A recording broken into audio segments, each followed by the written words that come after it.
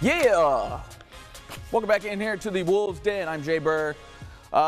Big week this past week. Obviously, for the basketball team, just one game on tap. It was Little Rock, so therefore it is Little Rock Hate Week.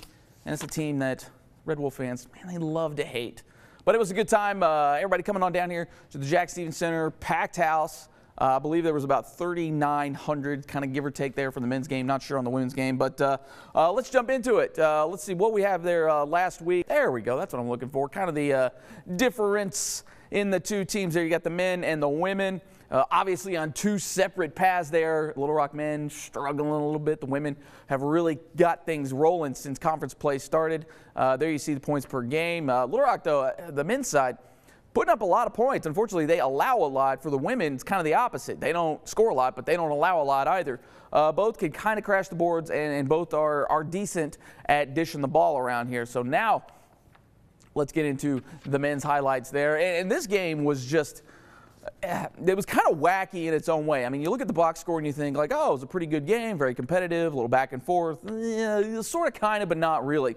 Little Rock marched out pretty big in this one. You see there 12-5 already. In fact, getting to even up to 14 points there. And you think, oh, man, Trojans are just going to run away with this one. But with about 6-7 minutes left in the first half, Arkansas State and Ty Cockfield especially kind of woke up. In fact, in this one, Arkansas State even jumped out to a 2-point halftime lead. This is after being like I said, 14 points down. You see, I mean, Little Rock, they were not shy.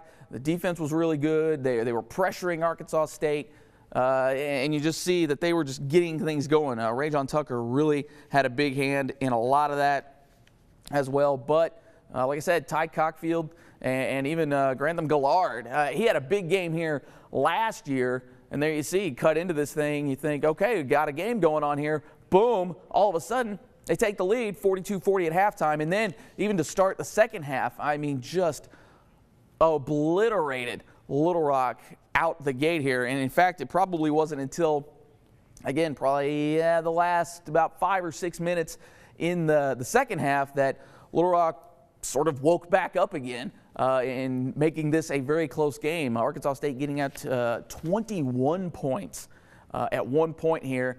And with both of these teams, and we've seen it with Arkansas State where they just kind of go cold, or Little Rock there, you see even taking a lead, but a couple of clutch free throws there at the end. And then wide open jumper just came up short, and there you are. Little Rock comes up short. You see the final there, 84-83. So in terms of the box score, Ty Cockfield obviously carrying the way, 28 total points in this one. Grantham Gillard had him 21 points as well, so he had another big game down here. Last year he had over 20 in this one as well.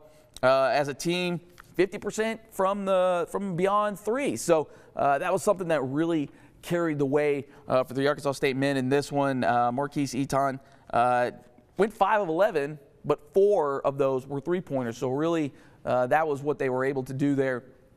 Kind of in that, I believe it was about a 42-11 run from the ends of the first half into, I want to say, about halfway through the second half. So really able to put some space on them, and then they needed every last bit of it because this game was just wild. It was bonkers, kind of depending on who you're rooting for. Just really, you know, we talk about basketball being a game of runs. This was the game that really put that on full display here. As a team, though, Arkansas State shooting 29 of 57, so not bad, not great. 16 of 26 at the free throw line. You like to see that be a little higher. Ty Cockfield missing 2 clutch ones there at the end. You don't see that often out of him, so we'll forgive him this time. Rebounds were pretty even and all that kind of good stuff. For Little Rock, though, Rajon Tucker, guy's a beast. I mean, that guy can score. He's a baller. He can play. Went for 23 points, and they tend to spread their scoring out a little more than what Arkansas State does. If Arkansas State, kind of 4 guys really leading the way here, I guess you could kind of say the same for Little Rock as well, but a little more evenly distributed in terms of those points. Rajon Tucker with 23.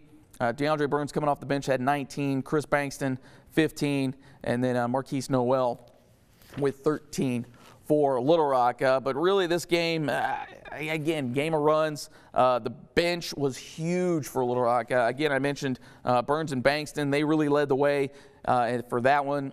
Not a whole lot of bench points there for Arkansas State, so the starting five really had to carry the load. In fact, of the starting five, if you will, Ty Cockfield, 28 points. Obviously, we mentioned Grantham Gallard, 21. Tristan Wally had 11, and Marquise Eaton had 14 points. And then, again, that's kind of where we're at with Arkansas State. The depth just not really there, and that was obviously on full display this past week. But a win is a win. Let's take a look at the standings here on the men's side. Kind of changes things up a little bit. You still see Georgia State. They're leading the way there. They had one game this past week. A lot of one-gamers this week. A lot of rivalry week, if you will. Texas State there at number 2. Coastal Carolina, they have woken up in this whole thing here. They have climbed all the way up to 3rd place. You see there. In fact, we got a little logjam there for the 2 seed. You see Texas State, Coastal, and Arlington there at 6 and 3. Georgia Southern coming in at 5 and 4. Lafayette, the Louisiana's there at 4 and 5. South Alabama, Arkansas State, all in that. So I mean, just because you see the record's not all that great, it's logjam. There's going to be a lot of fighting for seeding and all that. App State getting on a little bit of a roll there. You see they won their 2 games this past week. And then Little Rock now bringing up the rear, in danger of missing this tournament altogether. But again, you kind of go back and you look at some of those numbers. I mean, really only 2 games back from being in this thing. So still a lot of Sun Belt basketball to be played. And really, there's no room for error for Arkansas State. They have got to start winning some of these games, and that was definitely a key one. A close game, you know, one of these games, again, we've talked about a lot this season. They tend to get themselves into holes. They dig themselves out. Kind of the same script here, but unfortunately for them, they ended up getting a big lead. Little Rock dug themselves out, and then they held on there in the end. So some clutch time there for Arkansas State. Big time there. All right, let's switch over to the women's game. A little different story over there. Fairly even early on in this one, and then Little Rock just kind of doing what Little Rock does. They plug away. They play some mean defense. Again, they're only giving up just a hair over 57 points a game. And as we've kind of kept up with them throughout the season, when Sun Belt play hit, that's when they started clicking. You know, and you look at the standings, and that's kind of what you see, 8-1 in Sun Belt play so far. So, you know, you really aren't surprised at that. We'll come back to the standings here in just a second, fellas. Let's kind of get back to this game here. Little different script here. Arkansas State was kind of hanging with them. But that second quarter for them really couldn't muster much of anything. In fact, only 5 points in the second quarter. Outscored 5-13 in that one. And then kind of had to claw back into this one. Score not really indicative of how close this game. I don't want to say it was really close, but it was closer than what the score really indicated. Arkansas State climbed into, or kind of dug themselves a big hole as well. Climbed out of it a little bit, cutting it down to 7 points in this one when, you know, the lead you see there was kind of ridiculous at a few points, even down as much as I believe as 17 at one point in this game. And, well, there you go, 17. And cut this thing down to 7, but really just kind of ran out of gas in the end. We see this all the time where teams really dig themselves out of big holes. You use a lot of energy. You see a lot of drive into the hole there. That'll just wear a team out, and especially a team like Arkansas State, who is pretty good at doing that. You know, that's what it is. What it is. Ended up going down in this one, 68-55. Now, the one thing we did want to kind of look at in this game was the free throw differential. Little Rock tends to foul a lot. Arkansas State gets to the line a lot. Pretty evenly matched in this one. I don't know if it was necessarily the referees letting them play a little bit because it is a rival game. But Arkansas State only 10 of 15 at the line. Little Rock 9 of 11. So pretty even, kind of a wash in terms of what we thought would happen in that department there. Rebounding, Little Rock gets after the boards. Obviously, Arkansas State not a team that will crash the boards a lot, despite the fact that they draw a lot of free throw lines. But offensively, they like to crash in there, trying to draw some fouls. 26-33 in terms of the differential here.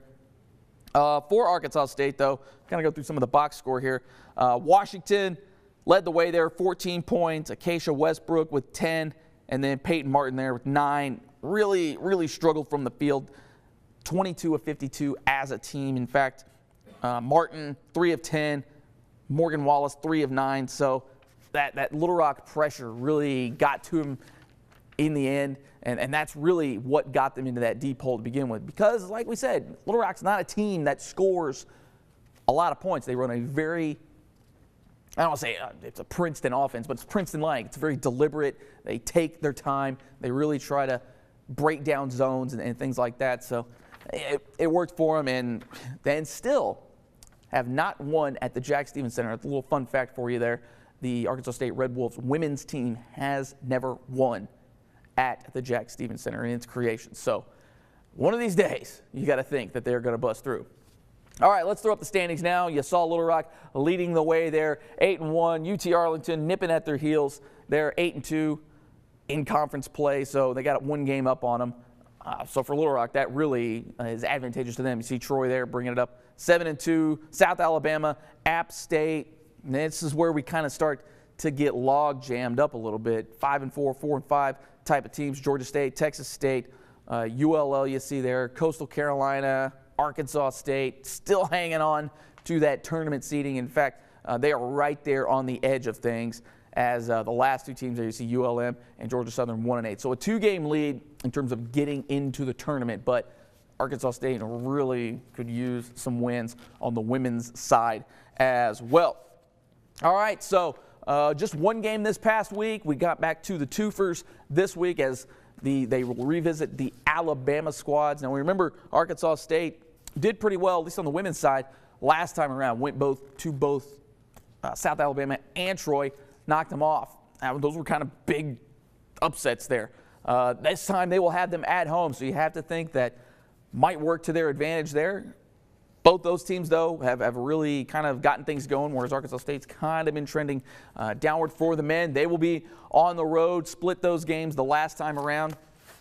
And really, those games were a couple of battles there up in Jonesboro on the men's side of things. But for the men's side of things, let's take a look at some of what both of these teams have been doing throughout the year. We'll throw some numbers at you here in terms of this will be South Alabama. In terms of the scoring numbers, you'll score 74. It's fairly average, allowing 72. Yeah, not the greatest in the world. So there is some hope there. Field goal percentage for the Jags, 45%. So you know, they'll let you shoot. And that's something that Arkansas State is going to have to take advantage of. They will block you, though, so I don't really anticipate a whole lot of driving the lane unless you're Ty Cockfield. And when you're Ty Cockfield, you can do whatever you want because that guy is out here balling. Second leading scorer right now in the Sun Belt. They will force some turnovers on you, and that's something that Arkansas State has struggled with a little bit. And obviously it's because, you know, there are a couple of guys are heavy ball, have heavy ball usage. There we go, spit it out eventually here. But also personal fouls per game. That's something that South Alabama is going to have to try to control because that's something Arkansas State will try to do to kind of get themselves into rhythm and also maybe end some droughts. Well, we've noticed that this is what they try to do. Sometimes it doesn't work for them. Sometimes it does. We saw some runs there in the Little Rock game that were kind of keyed off of getting some free throws. Just get to the free throw line and just watch a couple go in here.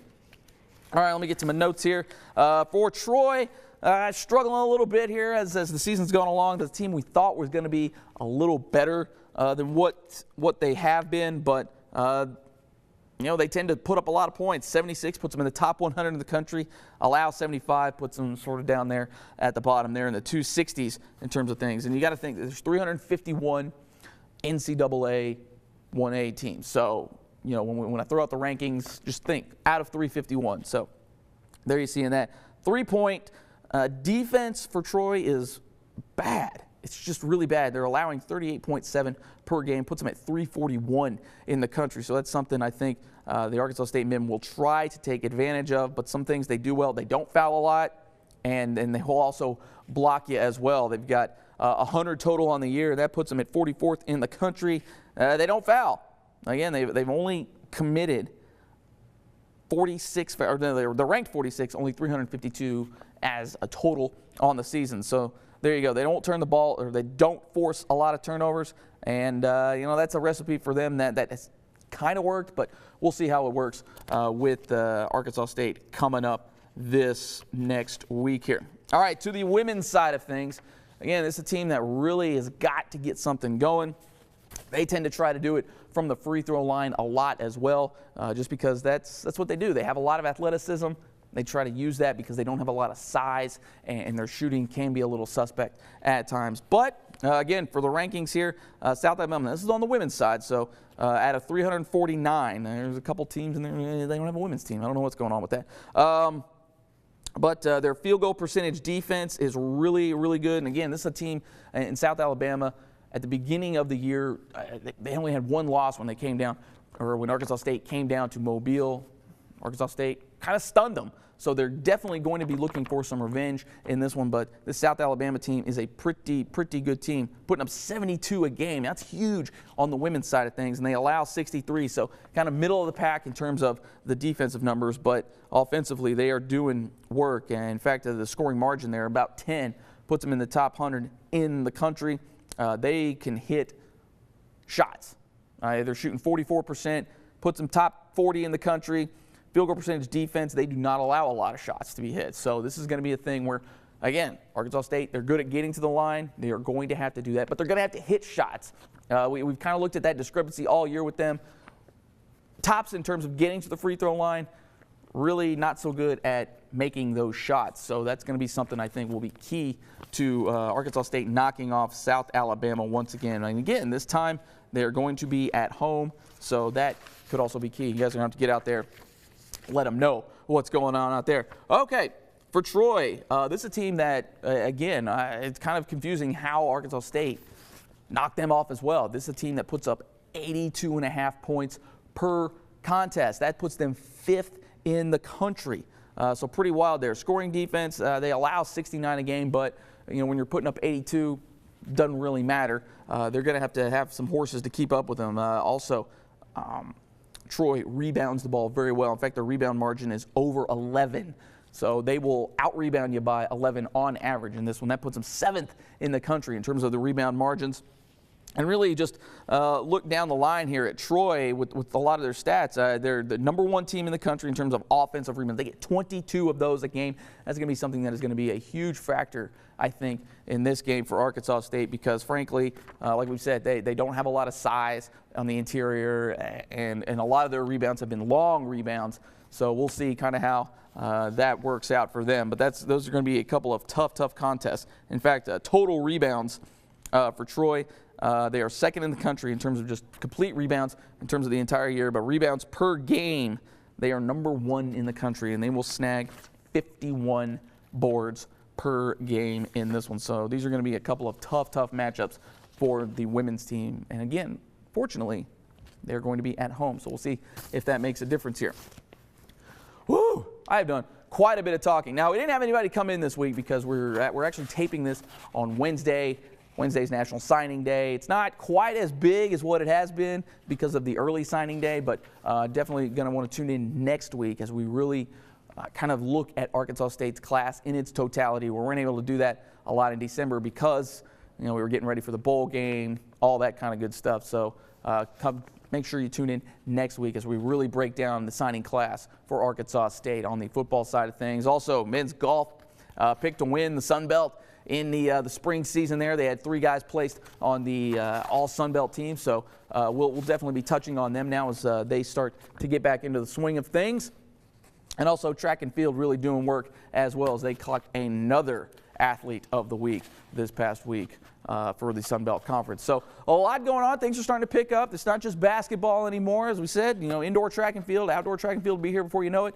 The golf team's going to start getting back to things. And again, we are going to break down the Arkansas State football signing class for this season. So I know I did a lot of talking, and that's okay because you guys love the sound of my melodious voice. Only 1 game this past week, so we're back to normal. 2 games this week. Again, the Alabama twosome, South Alabama and Troy. Men on the road. Women are going to be up in Jones Boogie. Make sure you guys get out there for that. With that, we'll about wrap things up here. You hear the music. That means, hey, Jay, shut up. So we will, again, see you back here next week.